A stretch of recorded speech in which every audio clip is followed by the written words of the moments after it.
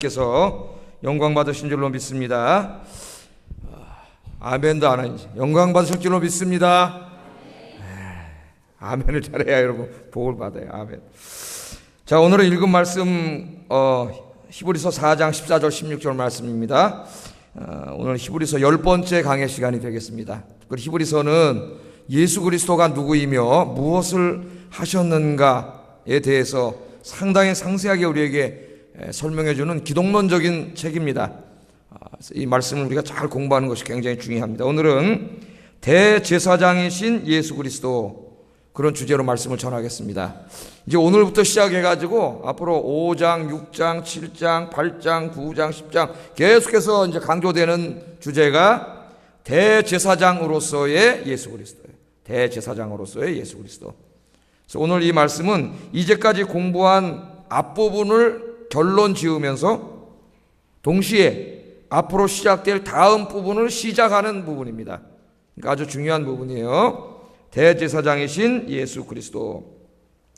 자, 우리가 살아가면서 저나 여러분이나 마찬가지로 우리가 수많은 인생의 문제들에 직면하면서 살아갑니다. 우리는 매일 죽음이라든가 질병이라든가 사고라든가 가정의 붕괴, 우울증, 불안증 같은 정신적인 고통, 또 고독, 외로움, 갈등과 전쟁, 미움과 증오 등 수많은 우리 인간의 삶 속에 나타나는 고통에 직면합니다. 아마 여기 오시는 예배드리는 분들도 이 고통 중에 한두 가지 정도 지금 다 가지고 하나님 앞에 울면서 기도하는 내용들이 다 있을 거예요. 그건 저도 마찬가지입니다. 우리가 생각을 합니다. 이 모든 우리의 고통을 한 방에 해결해 줄 수 있는 슈퍼맨은 없는가? 슈퍼맨. 이 헐리우드에서 하는 영화를 보면은 슈퍼맨이 많이 나옵니다. 슈퍼맨이 나와서 어떻게 한 번에 쫙 인간의 문제들을 해결해 줘요. 사악한 자들이 막 지구를 파멸시키려고 그러는데 슈퍼맨이 쫙 나타나줬대요. 엄청난 슈퍼 파워, 힘을 가지고 이 문제를 다 해결해 줘요. 어떨 때는 그게 스파이더맨이에요. 또 스파이더맨 왕거미가 어떨 때는 또 뱀맨이 나타나가지고 다 해결해. 이게 할리우드 영화를 가만히 보면은 하나의 메시아 사상이 다 나타나 있습니다. 인간에게 많은 문제가 있는데 이 문제를 누가 해결할 거냐 이거야. 정부가 무능해, 할 수가 없어요. 그러니까 어떤 굉장한 힘을, 초능력을 가진 슈퍼맨 같은 존재가 나타나가지고 미국과 이 세계의 문제, 인류의 문제를 해결해 줬으면 좋겠다, 그런 인간의 바람이 그런 영화 속에 담겨져 있어요. 그런 담. 슈퍼맨 보면은 저도 1편을 봤는데 자기 사랑하는 애인이 죽지 않습니까? 사고로. 그러니까 어떻게 해요? 지구로 쫙 우주로 날아가더니 지구를 거꾸로 막 돌아요. 그러니까 어떻게 돼요? 시간이 거꾸로 갑자기 돌아가더니 자기 애인이 살아났어요. 시간이 거꾸로 돌아가가지고 시간을 거꾸로 돌릴 수는 없죠. 인간의 바람에 우리가 안 좋은 일이 생기거나 사랑하는 사람이 떠나나 그러면 어떻게 돼요? 이 시간이 거꾸로 돌아갔으면 좋겠다, 그런 생각을 갖지 않습니까? 그런 인간이 어떤 현실 사회 속에서 이룰 수 없는 것들을 그런 굉장히 초자연적인 능력을 가진 한 인물을 통해서 해결하고자 하는 인간의 마음이 거기에 담겨 있습니다. 그러나 우리 영화에서만 가능한 이야기죠. 현실 세상에는 그런 사람이 없습니다. 어떤 사람은 그 슈퍼맨이 돈이라고 생각해요. 돈만 있으면 내 인생의 모든 문제 한 방에 해결할 수 있겠다. 근데 돈 벌 능력은 없고, 그러니까 계속 뭐를 사요? 로또를 계속 사는 거지. 그래서 그 사람의 인생의 희망이 로또예요. 로또를 사가지고 일주일에 한 번씩 그래도 그게 희망이래요. 삶의 희망. 그래서 그게 삶의 희망이라면 그걸 꼭 나쁘다고 할 수 있을까? 그거 없으면 죽어. 그래도 델타한테 일주일에 얼마나 사가지고 그거 혹시 되나 안 되나? 어떤 사람은 돈이라고 생각해. 돈만 있으면 다 해결된다고 생각합니다. 돈이 다 해결해 줄 거라고 생각을 해요. 어떤 사람은 그게 권력이고, 어떤 사람은 지식이에요. 열심히 공부합니다. 저도 공부를 열심히 많이 했습니다만 하나님 없는 인간의 지식은 더 인간의 문제를 복잡하게 만들더라고요. 많이 아니까요. 많이 알수록 더 헷갈려요. 식자우환해. 두통이 생겨. 두통이. 전도서에서 뭐라 그랬어요? 하나님 없는 지식, 그냥 아무짝에 쓸모가 없는 거예요. 아무짝에. 권력이 그것을 해결해 줄 수 있습니까? 아무것도 슈퍼맨이 될 수 없습니다. 이 모든 것을 다 가져본 사람이 그거 다 가져봤자 인생의 문제가 해결되지 않는다고 이야기 이미 했어요. 제가 지난번 주일날도 설교를 했고, 그 성경의 대표적인 사람이 솔로몬이라고 했죠. 솔로몬. 그래서 솔로몬이 그걸 깨닫고 쓴 성경이 전도서고, 그죠? 또 그렇게 어리석게 살지 말고 정말 이 땅에 그러면 우리가 하나님 복 받고 그렇게 살 수 있는 길이 뭐냐? 그 삶의 지혜를 가르쳐주는 성경이 잠언이에요. 잠언. 하나님의 말씀대로 살면 되는데, 말씀대로. 솔로몬이 다 가져왔잖아요. 여러분 오늘 집에 가셔서 전도서 2장을 한번 읽어보세요. 전도서 2장을 쫙 펴놓고 솔로몬이 뭐라 그럽니까? 자기가 마음에 원하는 것들은 다 가져왔다. 자기가 마음에 갖고 싶었던 건 다 가져왔대요. 정말 한번 그래봤으면 좋겠죠. 예? 여기저기 백화점 갔는데 이쁜 옷들이 막 쫙 있으면 어떻게 해요? 막 다 갖고 싶잖아요. 백도 막 그냥 우찌를 이쁘게 만들어놨는지, 또 빼촉구들은 왜 이렇게 이쁘게 만들어놨는지. 예? 그리고 어떤 사람 집에 가보니까 그냥 수십 켤 수백 켤, 연예인들은 막 선글라스도 막 100개가 넘어 막 다 갖고 싶어. 이 솔로몬은 뭐 그 정도가 아니라 포도원과 금과 은과 뭐 하여튼 여인 700명, 1000명에 1000명 처처까지 합쳐가지고 1000명의 여인까지 다 가져갔어. 다 갖고 내린 결론이 뭐예요? 헛되니 모든 것이 헛되다. 그것들을 다 가지면 행복할 줄 알았는데 다 가져왔댔자 행복하지 않아요. 그리고 나이 늙어버렸어요. 나 헛되다 그랬어요. 헛되다는 게 뭡니까 여러분? 히브리 말로 헤벨은 여러 가지 뜻이 있습니다. 안개라는 뜻도 있고 연기라는 뜻도 있어요. 인생은 안개와 같고 연기와 같고, 또 신기루라는 뜻이 있어요. 신기루 있죠? 사막에 가다가 너무 갈증이 나고 막 그런 사람이 죽게 생겼는데 물을 찾지 않습니까? 물을 찾다 보면은 헛게 보여요. 저쪽에서 막 물이 보인다고. 진짜 물이에요. 그래서 그걸로 확 달려가는데 물이 아니에요. 물이 없어요. 헛개비 헛걸 봤어요. 실체가 없어요. 물이 없어요. 그러면 사람은 죽어요. 어떤 것을 간절히 소망해가지고 막 거짓 희망이 생기지 않습니까? 근데 그게 확 좌절되면 사람은 못 삽니다. 사람이 죽어요. 그래서 빅토르 프랭클이라는 심리학자의 그 죽음의 수용소 책을 보면 그런 게 나오죠. 어떤 사람이 꿈을 꿨는데 이번 크리스마스 때 자기가 석방되는 꿈을 꿔요. 그래서 이 사람은 확신을 가져요. 크리스마스 때 특사로 나갈 거라고. 아우슈비츠 감옥에 갇혀 있는데 2차 대전 때 독일 아우슈비츠에. 그래서 크리스마스를 막 기다리는 거예요. 그날만 되면 자기 나갈 수 있다고 생각하는 거예요.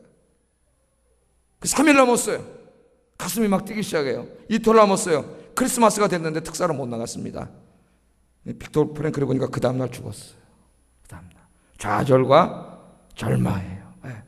그게 마냥 바로 헤벨, 헛되다는 것의 의미예요. 인간이 어리석어서 헛된 것을 쫓아갑니다. 환영을 보는 거예요. 우리가 다 여기 이것만 있으면 해결될 수 있다고 생각하는 우리 모든 것들은 전부 환영의 신기루에 불과한 아무것도 아닌 거예요. 그것들은. 오늘 제가 말이죠, 우리들의 인생의 문제를 해결해 주실 수 있는 슈퍼맨을 소개해 드리려고 합니다. 그분이 계세요. 그분이 누구십니까? 여러분을 너무나 사랑하시는 분, 여러분이 너무나 사랑하셔서 자기의 생명을 우리를 위해서 십자가에서 내어주신 바로 예수 그리스도, 그분 안에 인생의 해결책이 있는 줄로 믿습니다. 그분 안에 인생의 해결책이 있어요. 우리가 날마다 직면하는 인생의 문제들은 예수님을 만나기까지는 결코 해결될 수 없습니다. 예수님을 만나면 그 주님께서 하나님의 능력으로 여러분의 문제들을 다 해결해 줄 줄로 믿습니다. 왜 그런지 오늘 말씀을 한번 보겠어요. 오늘 히브리서 저자는 우리들이 광야와 같은 인생길을 살아가는 동안 꼭 붙잡고 살아가야 할 것이 있다고 이야기합니다. 꼭 붙들어야 돼요. 여러분, 우리가 꼭 붙들어야 할 것을 붙잡아야지 엉뚱한 걸 붙잡으면 안 됩니다. 썩은 줄을 붙잡으면 떨어져 죽는 거예요. 꼭 붙들어야 될 게 있어요. 그게 뭐냐? 14절을 한번 읽어보겠습니다. 14절 시작.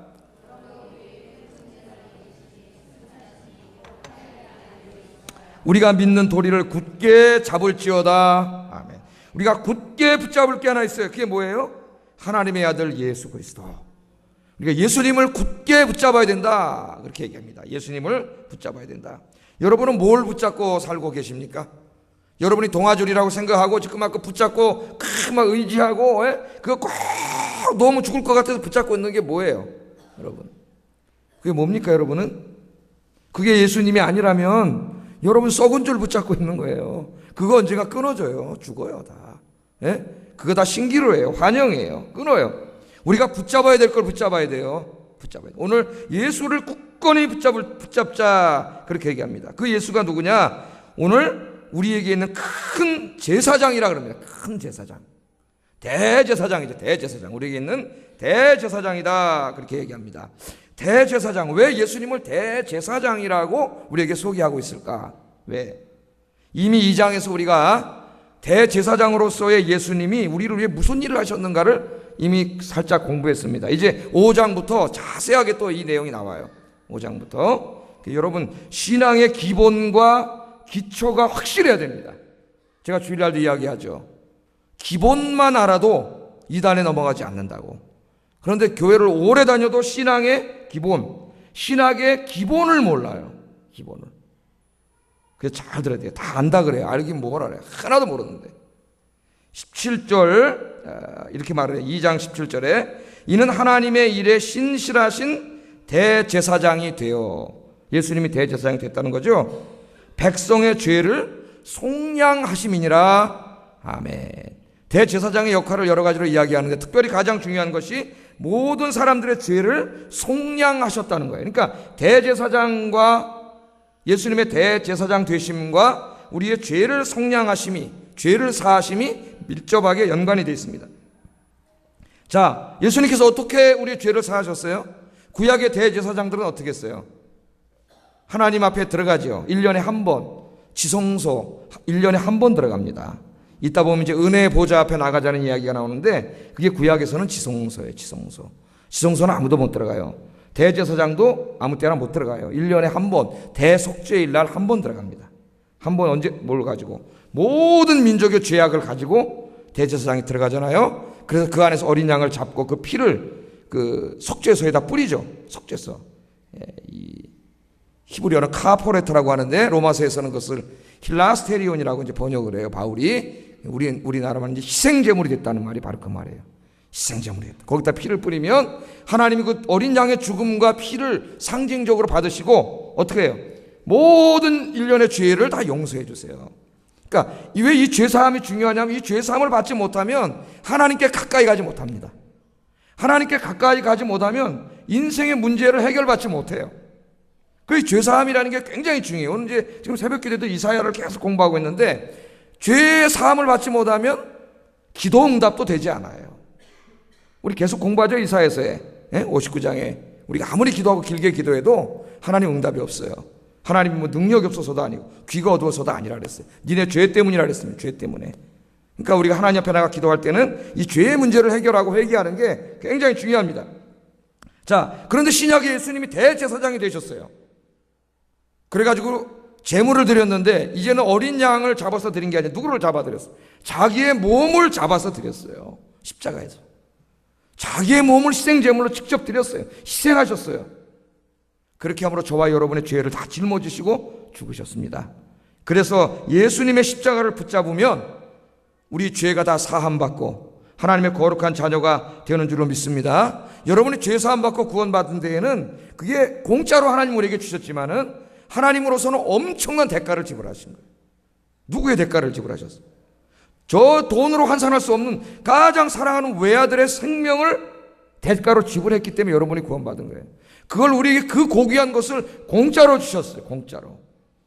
여러분, 우리는 늘 이 은혜에 감사하며 살아야 돼요. 그래서 이 은혜에 감사한 사람은 너무 감사해서 주님을 위해서 드리지 않을 수가 없어요. 몸도 드리고 시간도 드리고 마음도 드리고 물질도 드리고 아무리 드려도 이 은혜를 다 갚을 수 없기 때문에 노래도 있잖아요. 몸밖에 드릴 것 없어 이 몸 바칩니다. 정말 이런 찬송은 눈물로 불러야 되는 찬송입니다. 우리의 죄를 다 사해 주셨어요. 근데 여기서 제가 조금 확장시켜 보려고 합니다. 죄를 사함받았다. 그냥 우리 죄 사함받았어. 나 의인이 됐어. 이 정도의 문제가 아닙니다. 이 문제를 신학적으로 우리가 깊이 들어가면. 여러분, 자, 인간이 지금 당하는 수많은 고통이 이거 다 어디서 온 거예요? 원래 하나님이 인간을 만들 때는 이런 고통이 없었다고요. 죽음도 없었고 아무것도 없었다 그랬죠. 질병이나 이런 슬픔이 없었다 그랬어요. 이게 언제부터 시작됐어요? 인간이 하나님을 거역하고 죄 지은 다음부터 시작된 거예요. 죄. 그러니까 모든 인간의 불행의 시작은 죄입니다. 하나님을 거역하고 하나님 말씀에 불순종하는 죄를 지은 것이 인간이 불행해지는 시작이에요. 이거 잘 알아야 돼요. 여러분이 인생이 불행해지는 시작은 여러분이 인생 속에 죄가 침투해 들어올 때, 지금도 마찬가지예요. 그때부터 여러분은 하나님과 멀어지고 기도 응답도 없고 여러분 인생은 불행해지기 시작하는 거예요. 불행해지기 시작해요. 그래서 여러분, 우리 죄가 우리를 지배하면서 제일 먼저 하나님과의 관계가 끊겼어요. 이게 이제 가장 큰 불행이에요. 죄 짓기 전에는 하나님 늘 만나면서 살았습니다. 하나님 이렇게 안 보이시지 않았어요. 하나님 늘 만나면서 대화하면서 에덴 동산에 그렇게 살았다고요. 근데 죄 진다면은 하나님과의 관계가 끊어졌어요. 그래서 창세기 읽으면은 하나님과 관계가 끊어진 것을 자꾸 하나님으로부터 거리가 멀어지는 것으로 설명한다 그랬죠. 자꾸 동쪽으로 가서 나중에는 바벨탑 시날 평지까지 계속 동쪽으로 거리상으로 멀어지는 것인데, 사실은 거리상으로 멀어지는 것을 통해서 더 중요한 건 뭐예요? 하나님으로부터 영적으로 멀어지는 거예요. 하나님과 관계가 자꾸 깨지는 거예요. 이 하나님과의 관계가 끊어졌어요. 그러므로 하나님으로부터 생명을 공급받지 못합니다. 생명. 우리 하나님부터 계속 생명을 공급받아야 돼요. 생명. 여러분들은 지금 누가 생명을 공급해 주세요? 성령님이 구원받았기 때문에 성령님이 생명 공급해 주세요. 그럼 믿지 않는 자는 생명의 공급을 받지 못해요. 자, 죄 짓고 생명의 공급을 받지 못하니까 인간에게 제일 먼저 찾아온 불행이 뭐냐면 죽음이라 그러죠. 죽음. 이 말씀을 잘 듣고 잘하는 죽음이에요. 죽음이 찾아왔어요. 그래서 인간은 나무에서 꺾인 가지처럼 100년도 살지 못하고 죽는다 그랬죠. 100년도 살지 못하고 죽는 유한한 존재가 되고 말았습니다. 그래서 성경은 인생론을 이야기할 때 인생을 들의 풀에다가 비유하기도 하고 들의 꽃에 비유합니다. 또 안개에 비유하기도 하고 나그네에 비유하기도 했어요. 시편 103편 15절 16절 한번 읽어보겠습니다. 시작.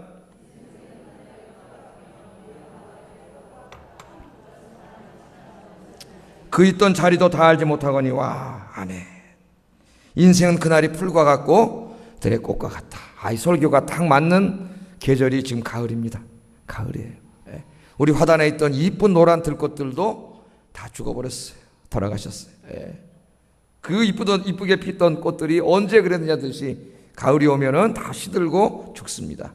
들의 풀처럼. 들의 풀도 마찬가지고. 그런데 우리 인생이 그와 같다는 거예요. 인생의 유한성을 이야기한 겁니다. 여러분, 놀랍게도 시편 103편 이 부분을 노래한 사람이 다윗입니다. 다윗이 누구예요? 왕이에요. 부귀영화와 권력을 다 누렸던 그런 사람이에요.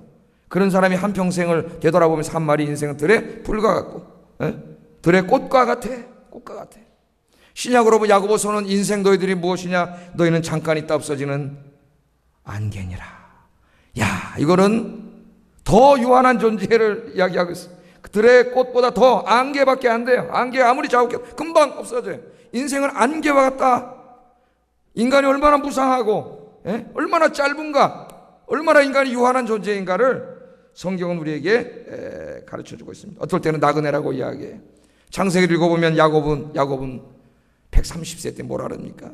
애굽 황제가 당신의 연세가 얼마나 됩니까? 그랬더니 나그네 같은 세월이 130년이 지났습니다. 130년인데요. 나그네라 그랬습니다. 나그네. 하룻밤 자고 가는 나그네. 금방 인생이 지나갔다는 거예요. 저희 아버님 83세신데 인생이 참 빠르다 그래요. 금방 지나가요.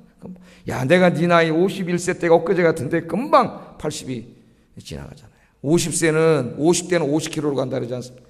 60대는 60km로 가고 70대는 70km로 가고 80대는 80km로 지금 인생이 끝을 향하여 가는데 언제 우리 인생이 끝날지도 몰라요. 우리는 다 유한한 존재들입니다. 언젠가는 사랑하는 사람과 이별해야 합니다. 우리는 사랑하는 사람들을 먼저 보내고 말할 수 없는 상실의 고통 속에 누구나 다 살아야 한다고 제가 아침에도 설교를 했습니다. 먼저 간 사람들을 그리워하고 고독한 인생을 살 수밖에 없는 것이 인간이고, 지금 여기 있는 모든 사람이 앞으로 누구나가 겪어야 될 일입니다. 이것으로부터 자유로운 사람이 여기 한 명도 없어요. 20년, 30년, 아니 10년에 우리는 이 일에 반드시 직면하게 됩니다. 혼자 남게 됩니다.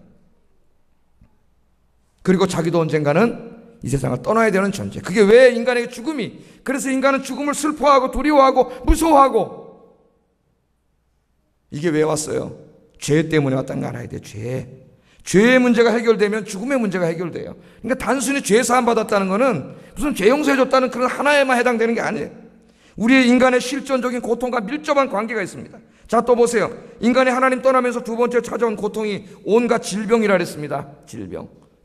생명을 공급받지 못하기 때문에 인간의 몸이 약해졌어요. 그래서 온갖 병원체, 바이러스에 약해요. 조그만 바이러스가 들어가도 인간은 병들어요. 요즘 감기가 얼마나 독한지 우리 식구가 단체로 감기 걸렸는데 우리 은우만 빼고 다 감기 걸렸어요. 그래도 셋이 엄마하고 지금 아들이 감기를 밤마다 콜록콜록. 저는 고강이 걸려갖고 끙끙거리고 조그만 바이러스 하나만 들어와도 아프고 머리가 아프고 힘이 빠지고 밥맛이 없고 인간이 그렇게 약하잖아요. 이 병이 왜 왔어요? 왜 인간이 또 병뿐이 아니라 늙고 그죠? 약해지고 전도서 제일 끝장을 읽어보면은 이빨도 빠지고 뼈도 약해지고 쭈글쭈글해지고 머리도 허해지고 다 인간이 그렇게 되잖아요. 이런 것들이 왜 왔어요? 여러분 병원에 가볼 때마다 느낍니다. 그 큰 병원이 우리나라에 그렇게 많은데 입원실이 없대요. 입원실이. 수술 날짜 한번 잡으면 몇 달을 기다려야 된다. 그렇게 많은 사람들이 아프고 병들었어요. 병들었어요. 이거 다 왜 그런 거예요? 병원을 볼 때마다요 깨달으세요. 하나님 떠난 인간, 하나님 떠났기 때문에 이 고통이 찾아온 거예요. 인간에게 죄 때문에 찾아온 거예요. 죄 때문에. 세 번째 고통은 삶의 온갖 실존적 고통입니다. 먼저 하나님과의 관계 단절은 우리에게 정신적인 고통을 가져옵니다. 인간이 하나님 떠난 후에 찾아온 것이 제가 늘 이야기하죠. 불안이라 그랬어요. 불안. 내일 일을 알지 못하기 때문에 미래가 불안합니다. 건강이 불안하고 직장이 불안하고 아이들의 장래가 불안합니다. 지금 행복한 사람도 배우자가 자신을 떠날까봐 불안하고 행복이 깨질까봐 불안해요.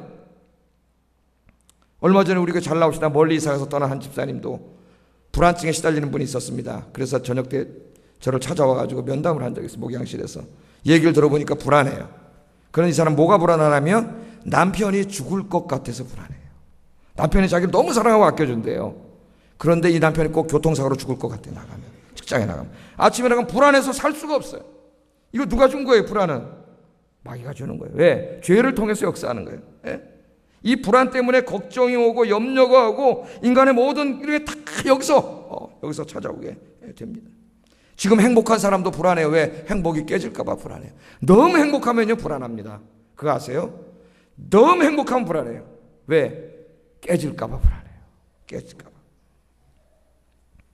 또한 이 하나님과의 관계의 단절은 온갖 사회적, 관계적 고통을 가져왔습니다. 하나님 떠난 인간은 욕심과 탐욕에 사로잡혀 서로 다투고 전쟁하고 살인하고 속이고 불을 행하고 가정을 깨뜨리고 음란하고 폭력을 행합니다. 그 결과 우리 사회는 날마다 다툼과 불의와 범죄와 전쟁과 음란이 가득한 세상이 되고 말았습니다. 인간의 모든 삶의 고통은 죄 때문에 온다는 거 절대 잊지 마세요. 죄 때문에 죽음이 왔고 질병이 왔고 늙고 쇠약해지게 되었고 온갖 종류의 영적 정신적 고통과 고독과 외로움이 왔습니다. 다 죄 때문이에요. 그러므로 죄의 문제를 해결받지 않고는 이 모든 고통으로부터 절대로 벗어날 수 없습니다. 오직 하나님의 아들 예수 그리스도만이 이 모든 고통으로부터 우리들을 구원해 주실 수 있는 줄로 믿습니다. 죄를 속량해 주셨다. 대제사장이 되심으로 죄를 속량해 주셨다고 하는 이 하나의 선언 속에는 이와 같은 엄청난 복음이 들어가 있는 거예요. 우리 인간이 지금 살아가면서 당하는 이 광야와 같은 세상 속에 당하는 모든 인간의 고통의 해결책이 어디 있느냐? 바로 예수 안에 있는 거예요. 여러분 예수 그리스도를 여러분의 구주로 영접하고 죄 사함 받으면 주님께서 이 모든 고통으로부터 여러분들을 해결해 주실 줄로 믿습니다. 오늘 히브리서 저자를 보면 예수님을 큰 제사장으로 소개하면서 승천하신 이 하나님의 아들이라고 이야기해요. 여러분 제가 이 서론 공부할 때 히브리서를 언제 썼다 그랬어요? 네로 황제의 지하에서 박해를 받고 있는 로마에 있는 교회들에게 보낸 서신이라 그랬어요. 그렇다면 지금 예루살렘에는 아직까지 인간 대제사장이 살아있을 때입니다. 70년에 멸망했으니까 살아있을 때예요. 이 인간 대제사장과 구분하기 위해서 오늘 이 히브리서 저자는 이 대제사장은 저 예루살렘에 있는 저는 인간 대제사장이 아니고 누구예요? 승천하신 하늘을 가르고 올라갔다는 말이에요. 이 원어는 하늘을 가르고 올라가셔서 하나님 보호자에 앉으신 하나님의 아들이라고 하는 것을 강조하고 있습니다. 여러분 예루살렘에 그 당시에 있던 대제사장은 모조품 대제사장이에요. 그는 우리의 죄를 사할 수 없습니다. 그는 우리의 문제들을 해결해 줄 수 없습니다. 대제사장 역시 한 사람의 인간일 뿐입니다. 그 역시 자신의 죄를 위해 제사를 드려야 하는 죄인입니다. 그도 역시 죽음을 두려워하는 유한한 존재일 뿐입니다. 무엇을 말하고 있는 거죠? 이 땅에는 인간의 죄와 죽음과 고통의 문제를 근본적으로 해결해 줄 수 있는 사람이 없다는 거예요. 없다는 거예요. 어떤 종교도 철학도 이념도 사상도 인간의 죄와 죽음과 고통의 문제를 해결할 수 없습니다. 오늘 우리 사회에 마치 무슨 이 땅을 공산화시키고 공산주의라고 북한식 사회주의 사회를 여기에 이르면 모든 이 문제, 사회 문제가 해결된다고 생각하는 어리석은 사람들이 지금 이념에 빠져가지고 그런 사람들 있잖아요. 그런 사람. 여러분, 이 땅에는 인간의 문제를 해결할 해결책이 없어요. 예루살렘에 있는 대제사장도 해결할 수 없어요. 누구만 해결할 수 있어요? 진짜 대제사장 대신 여러분을 너무나 사랑하셔서 여러분 대신 십자가에서 죽으신, 그래서 여러분의 죄의 문제를 해결해 주신 예수 그리스도만이 여러분의 문제를 해결해 주실 줄로 믿습니다. 그래서 오늘 히브리서장 뭐라 그러냐면 이 도리를 굳게 붙잡으라 하는 것은 뭐예요? 바로 예수님이 나의 죄를 속량해 주신 하나님의 아들이라고 하는 이 도리, 이 신앙 고백이에요. 신앙 고백. 이것을 굳게 붙잡아야 된다는 거예요. 여기서 흔들리면 안 된다는 거예요. 그 말은 다시 말하면 예수님을 굳게 붙잡아야 된다는 거예요. 예수님을. 여러분 뭘 붙잡고 계세요? 오늘부터 그거 놓으시고 주님, 십자가에서 여러분이 죽으신 주님을 굳게 붙잡고 사시기를 주의 이름으로 축복합니다. 그러면 이 큰 대제사장은 예수님은 어떤 분입니까? 15절 같이 한번 읽어보겠습니다. 15절 시작. 동정하지 못하시리가 아니요 모든 일에 우리와 똑같이 시험을 받으신 이로되 죄는 없으시니라. 아멘. 중요한 말씀을 합니다. 예수님은 우리의 연약함을 동정하지 못하실 이가 아니에요. 부정어로 표현을 했는데 긍정문으로 바꾸면 어떻게 되는 거예요? 예수님은 우리의 연약함을 능히 동정하실 수 있는 분이다. 그렇게 번역을 할 수 있겠죠. 여기에 우리의 연약함 그렇게 번역을 했는데 연약함은 세네이아스를 번역한 것으로 원문에는 복수로 되어 있습니다. 복수. 아마 우리나라의 추상명사를 복수로 쓰지 않아가지고 연약함이라고 번역했는지 그렇게 잘 모르겠는데 원어로 살리면 연약함들이에요. 연약함들. 그러니까 우리의 연약함들을 동정하지 못하시리가 아니요. 이게 정확한 번역입니다. 자, 이것은 무엇을 이야기하냐면은 우리 인간의 연약함이 한 가지가 아니라 무수히 많다는 것을 이야기해요. 제가 이제까지 지금 앞에서 설명해 왔잖아요. 우리 인간, 죄진 인간에게 닥쳐온 그 수많은 고통이 우리 인간의 연약함이에요. 우리는 꺼져가는 심지어와 같고 상한 갈대와 같은 존재들입니다. 우리의 힘으로 스스로 일어설 수 없는 사람들이에요. 여기는 우리의 질병을 포함하는 육체적 연약함, 정신적인 고통, 그리고 모든 사회적 고통이 다 포함됩니다. 연약한 육신을 갖고 살아가는 동안 한 인간에게 다가오는 모든 영적, 정신적, 육체적 고통을 의미한다고 볼 수 있습니다. 제가 이제까지 설명을 해드렸어요. 예수님께서는 우리의 연약함을 동정하시는 분이라고 이야기합니다. 동정하다는 말이 뭐예요? 불쌍히 여긴다는 말이에요. 불쌍히. 그런데 이 원어적인 뜻은 그냥 감정적인 동정만을 의미하잖아요. 그냥 감정적으로 불쌍해 그런 것만 이야기하는 게 아니라 감정적으로 불쌍하게 여길 뿐만 아니라 실제로 능동적으로 도움을 주는 것까지 포함되는 말이에요. 포함되는 말. 아셨죠? 네.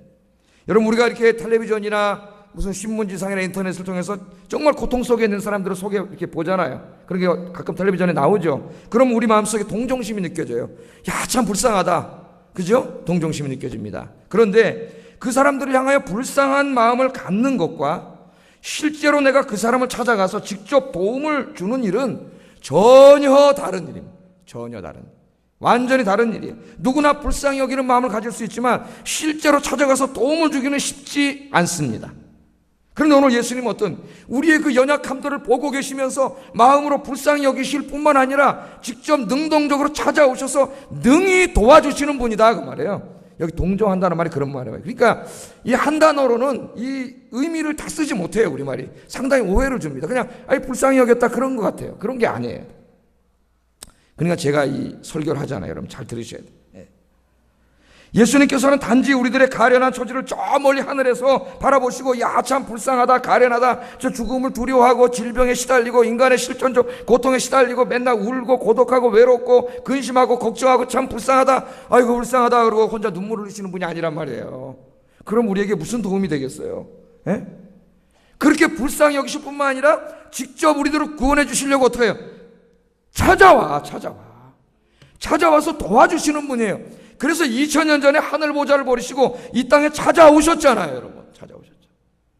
그래서 예수님이 오셔가지고 한 일이 뭐예요? 귀신 쫓아내고 병 고치고, 오병이어 기적을 일으키고 다 뭐예요? 그게 뭘 상징하는 거예요?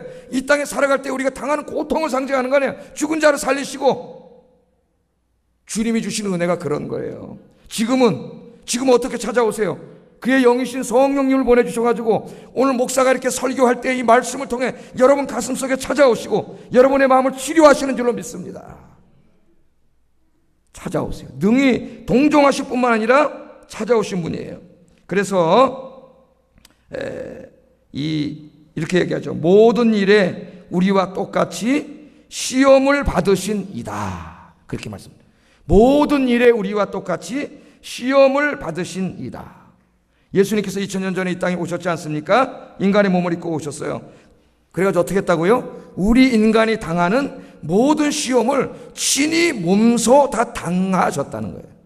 다른 말로 바꾸면 우리 인간이 이 땅에 살아가면서 당하는 그 모든 고통을 예수님도 친히 다 경험하셨다는 거예요. 경험하셨어요. 우리에게 있는 대제사장은 이 모든 인간의 고통을 그냥 이성적으로만 아는 분이 아닙니다. 그분이 인간의 몸을 입고 직접 찾아오셔서 우리가 당하는 고통을 직접 전부 다 체험하셨어요. 성경을 보세요. 예수님도 사탄에게 시험을 당하셨습니다. 제자에게 배신을 당하는 정신적인 고통도 당하셨습니다. 제자들의 외면 속에 혼자 기도해야 했던 고독과 외로움도 경험했습니다. 사랑하는 사람들의 죽음을 지켜보며 눈물을 흘리기도 하셨습니다. 자신 또한 직접 죽음을 경험하기도 하셨습니다. 십자가 죽음을 앞두고는 두려워하셨고 십자가에서는 한 인간이 당할 수 있는 가장 끔찍한 육체적 고통을 다 당하셨습니다. 어떤 사람도 예수님만큼 고통을 당한 사람은 드물 정도로 예수님께서는 이 땅에 오셔서 한 인간이 당할 수 있는 가장 극심한 고통과 슬픔과 고독과 외로움을 다 당하셨어요. 오늘 여기 뭐라 그래? 모든 일에 우리와 똑같이 시험을 받으시니다. 그렇게 이야기를 합니다. 그렇게 얘기하면서 우리 이미 공부한 히브리서 2장 18절에 이렇게 이야기하지 않아요? 같이 한번 읽어보겠습니다. 시작. 시험받은 자들을 능히 도우시느니라. 아멘. 믿습니까? 그가 고난을 받아 시험을 당하셨습니다. 우리가 당하는 모든 고난을 그가 이미 당하셔서 알고 계신즉 시험 당하는 자들을 능히 도우실 수 있다는 거예요. 네. 여러분, 우리 예수님께서는요, 우리의 모든 고통을 다 당하셨어요. 우리가 눈물 흘릴 때, 우리가 왜 눈물 흘리는지, 슬퍼할 때 왜 슬퍼하는지, 여러분이 고독하고 잠을 이루지 못할 때 왜 여러분이 고독하고 잠을 이루지 못하는지 우리 예수님은 다 알고 계세요. 여러분이 배신 때문에 힘들어할 때 예수님이 그게 얼마나 힘든 건지 알고 계세요. 예수님 자신도 가룟 유다 제자에게 배신당하셨어요. 죽음을 앞에 놓고 두려워하고 무서워할 때 그 두려움과 공포가 얼마나 큰 건지 예수님도 알고 있습니다. 예수님도 그것을 다 경험하셨기 때문에 될 수만 있으면 이 잔을 내게서 피해 달라고 그렇게 예수님이 기도하셨잖아요. 그러니까 여러분, 주님은 내 마음 몰라. 어떤 사람이 그래 옛날에 보니까 예수님은 내 마음 몰라요. 모르긴 뭘 몰라. 여러분보다 더 잘하시는 줄로 믿습니다. 여러분 오늘도 고통당하고 힘들고 혼자 울 때 아무에도 얘기하지 못하고 혼자 주님 옆에 나와 헉헉거리고 울 때에 여러분이 그 당하는 늘 슬픔과 눈물을 주님이 다 아세요. 그러니까 여러분 주님을 굳게 붙잡으세요. 주님이 다 아세요. 아시기 때문에 능히 도와주실 수 있어요. 여러분 우리 인생을 살아가면도 그렇잖아요.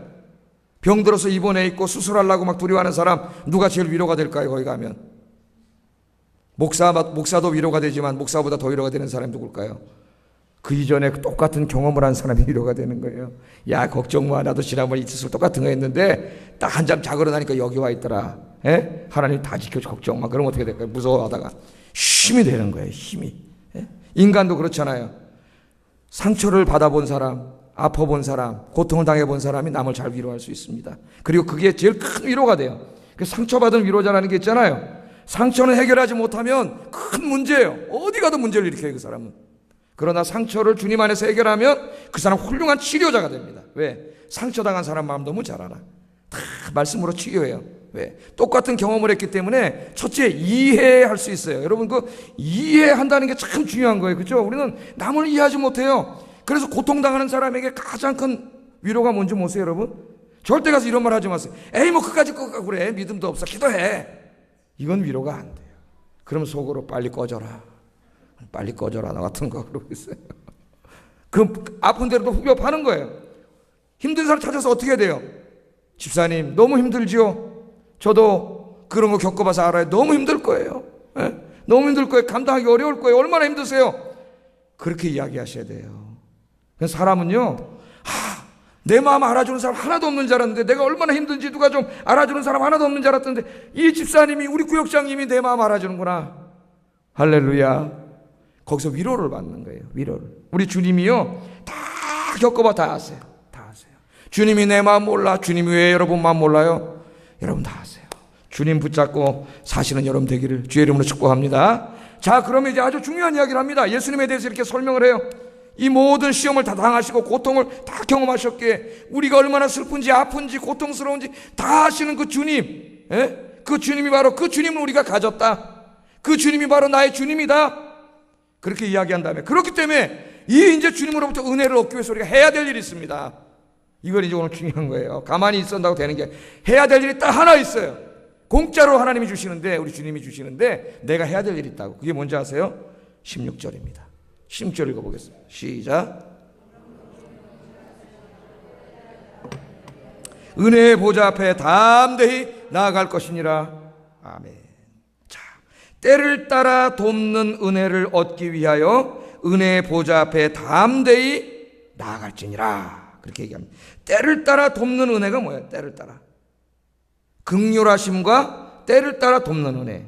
긍휼하심, 즉 때를 따라 돕는 은혜. 동격입니다. 동격이라 그래요. 이런 거 같은 말이에요. 강조하기 위해서 썼는데, 하나님이 우리를 향하신 긍휼하심, 즉 그게 뭐냐면은 때를 따라 돕는 은혜입니다. 때를 따라 돕는 은혜가 뭐예요? 우리가 너무 도움이 필요할 때, 그럴 때 있죠. 내가 어떻게 할 수가 없어요. 내 힘으로 능력의 한계를 다 벗어나요 지금. 그런데 나 정말 이거 안 하면 죽어요. 누가 도와주지 않으면. 그때 바로 그 필요할 때 도와주시는 분이다 그 말이에요. 때를 따라 돕는 은혜. 때를 따라 돕는 은혜.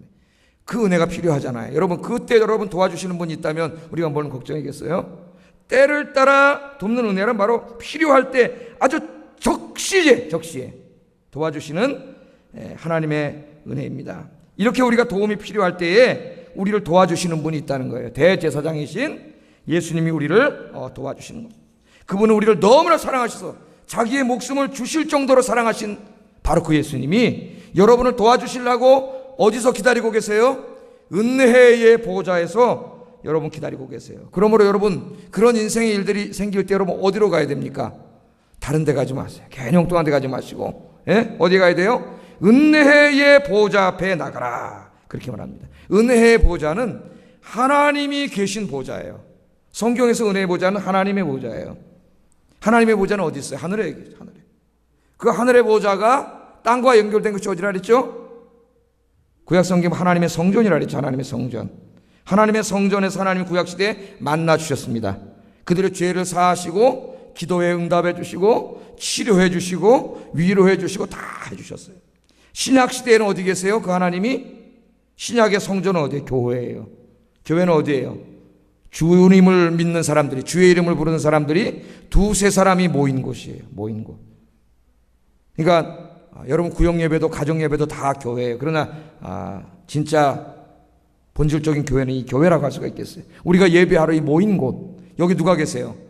여기가 은혜의 보호자가 되는 거예요. 여기가 지성소예요. 하나님의 영광이 임재해 계신 곳이. 예배에는 하나님의 영광이 임재해 계신 곳이에요. 그러니까 은혜의 보호자 앞에 여러분이 나와야 돼요. 기도회, 교회에서 하는 기도회에 나와야 돼요. 예배에 나와야 돼요. 여기는 하나님이 은혜를 주시는 은혜의 보호자입니다. 은혜의 보호자. 그러나 은혜의 보호자는 꼭 교회만을 의미하지 않습니다. 여러분이 하나님의 은혜를 구하면서 여러분이 무릎 꿇고 하나님을 찾는 모든 곳은 신약시대에 또한 하나님의 보호자라고 할 수 있습니다. 여러분이 집에서 무릎을 꿇고 가정을 위해서 기도할 때 여러분이 무릎을 꿇은 바로 여러분의 안방이 하나님의 임재하신 하나님의 지성소요, 하나님의 보호자가 되는 줄로 믿습니다. 여러분이 직장에 출근해서 거기서 무릎을 꿇고 하나님 앞에 기도하면 거기에 거룩하신 하나님이 임재하시고 하나님이 함께 하시는 거룩한 은혜의 보좌요, 하나님의 보좌가 되는 줄로 믿습니다. 그러므로 여기 은혜의 보좌 앞에 담대히 나가라는 말씀의 핵심은 기도하라는 거예요. 기도하라. 그래서 여기 담대히 나가라 그랬는데요, 담대히라는 번역은 좀 적절하지 않습니다. 이 담대히라는 말은 전치사 메타란 말이 영어로 with예요. with. 메타 파레시아스 이런 말을 번역한 것인데 여기 물론 용기라는 말도 있어요. 그런데 여기도 핵심적인 의미는 확신이란 말이 있습니다. 확신. 그러니까 이 신약적인 용어로 해석하면 확신을 가지고 그 말이에요. 확신을 가지고. 담대하고는 좀 문맥이 맞지가 않아요. 확신을 가지고 은혜의 보좌 앞에 나가라는 말이에요. 확신이 뭐예요?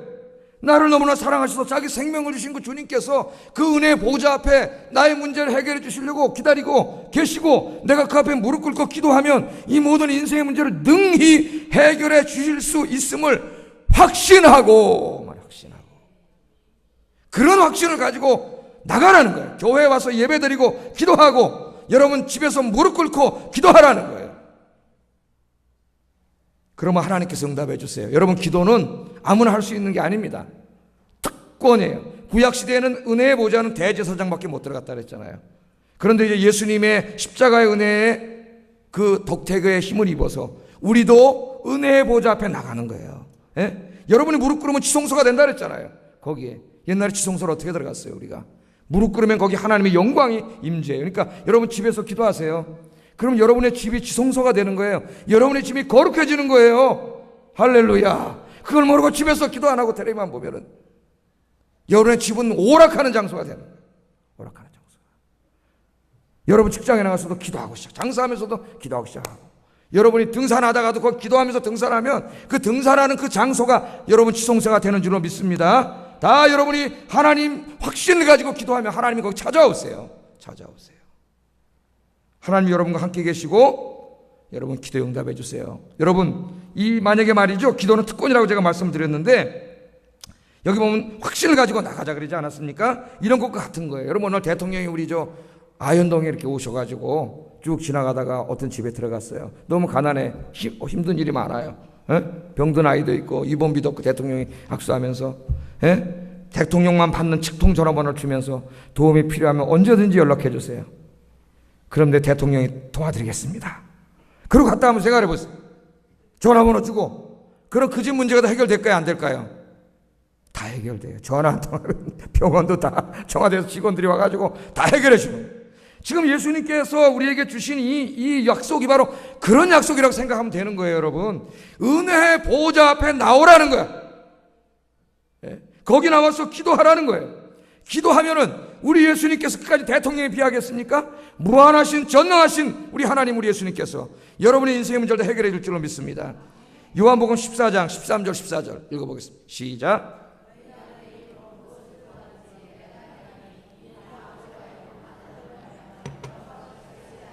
내 이름으로 내게 무엇이든지 구하면 내가 행하리라. 아멘. 예수님의 이름으로 구하세요. 그럼 어떻게 한다고요? 내가 행하리라. 믿습니까? 하나님의 말씀은 그냥 믿으세요. 그냥 순수하게 믿으세요. 따지지 말고 묻지 말고 그냥 믿으세요. 말씀대로 될 줄로 믿습니다. 그렇게 순수하게 아이처럼 믿으면 정말 말씀대로 돼요. 이거 정말 될까 어쩔까 머리 굴리고 따지고 그런 사람 생전 역사가 일어나지 않아요. 요한복음 16장 23절 24절 같이 한번 읽어봅니다. 시작. 아무것도 내게 묻지 아니하리라. 내가 진실로 진실로 너희에게 이르노니 너희가 무엇이든지 아버지께 구하는 것을 내 이름으로 주시리라. 지금까지는 너희가 내 이름으로 아무것도 구하지 아니하였으나 구하라 그리하면 받으리니 너희 기쁨이 충만하리라. 예수님의 이름으로 구하면 내가 그 사람 받는다 그랬어요. 받는다는 게 뭐예요? 응답받는 거죠. 그리고 뭐가 충만해져요? 기쁨이 충만해요. 그래서 여러분 이 기쁨이 충만해지고 싶고 응답받고 싶으면 기도하세요. 예수님의 이름으로 기도하세요. 그 무엇보다도 먼저 무릎 꿇으세요. 제가 이야기하잖아요. 여러분이 뛰어당기면 여러분의 인생은 여러분 혼자 하는 거예요. 그러나 여러분이 무릎 꿇으면 여러분의 인생에 하나님이 개입하시는 거예요. 하나님이 함께 하시는 거예요. 하나님이 하셔야 되는 거지. 여러분이 뛰어당겨봐야 뭐가 돼요?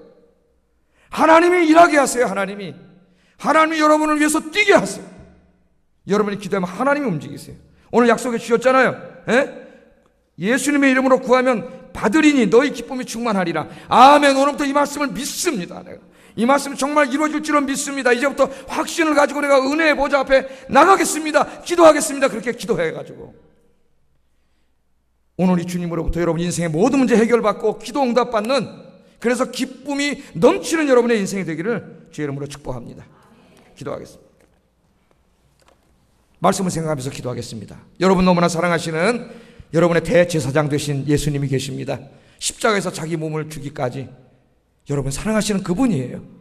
그분이 오늘 여러분 초청합니다. 은혜의 보좌 앞으로 나오라고 이야기합니다. 확신을 가지고 나오라고 이야기합니다. 예배의 자리로, 기도의 자리로 나와서 예수님의 이름으로 기도하라고 이야기해요.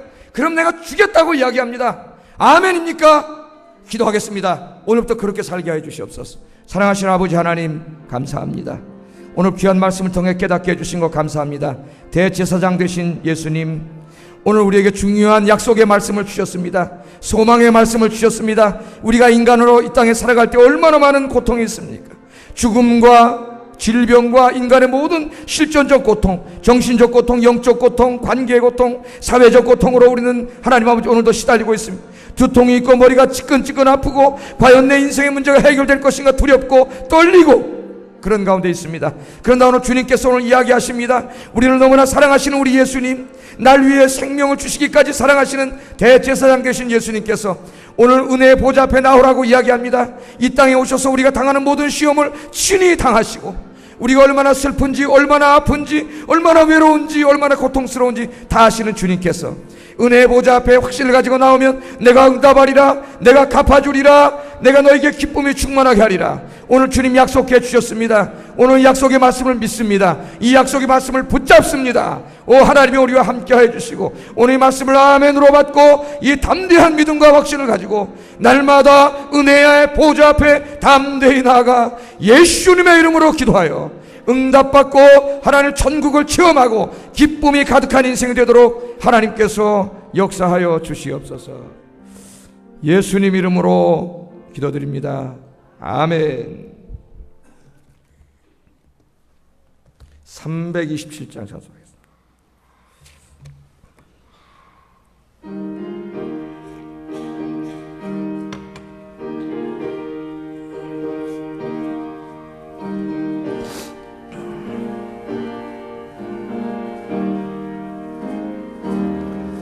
주의 주실 화평 믿음 얻기 위해 너는 정성껏 기도해. 주의 제단 앞에 모두 바치기 전 복을 받을 줄 생각나. 주의 제단에 산제사들이 후에 주의 마음을 주장하여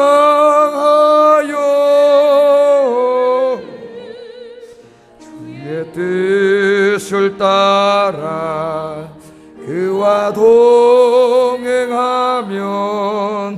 영생 복락을 누리겠네. 주의 밝은 빛에 항상 활동하며 선한 사업을 힘쓰겠네. 자유 얻으려면 주의 뜻을 따라 너의 모든 것 희생하라.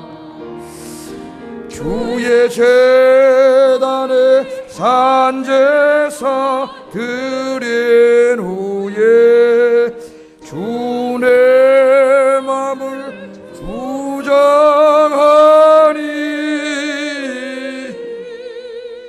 주의 뜻을 따라 그와 동행하며